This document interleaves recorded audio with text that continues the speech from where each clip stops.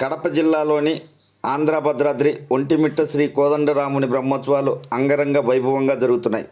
ఉత్సవాలు జరుగుతున్న నేపథ్యంలో బుధవారం Kadapa YCP MP Avinash Reddy, Rajampet YCP MP Mithun రెడ్డితో పాటు ఎమ్మెల్యే ఆకేపాటి అమర్నాథ్ రెడ్డి, మేయర్ సురేష్ బాబు స్వామివారిని దర్శించుకున్నారు.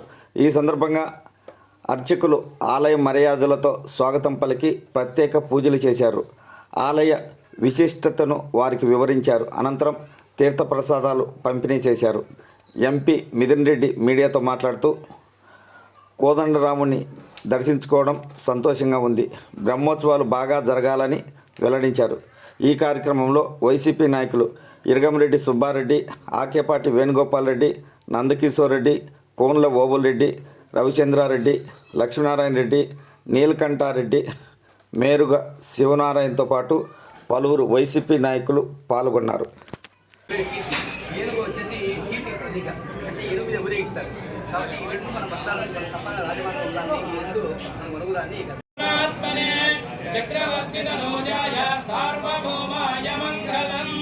శతమానం భవతి శతాయ పురుషః శతేంద్రియ ఆయుష్యేంద్రియే ప్రతిష్ఠతి. శ్రీ సీతారామ లక్ష్మణ కోదండరామ స్వామినః కృపాకటాక్ష బలసిద్ధిరస్తు.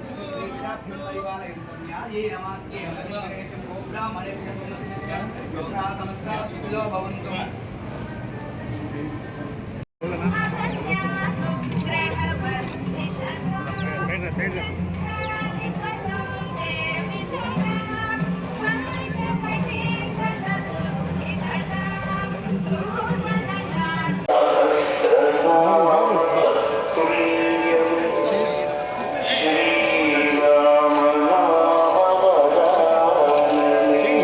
ఇప్పుడు తెచ్చిన కారా అందరి గురించి మంచి మంచి లక్షణాలు రావాలి.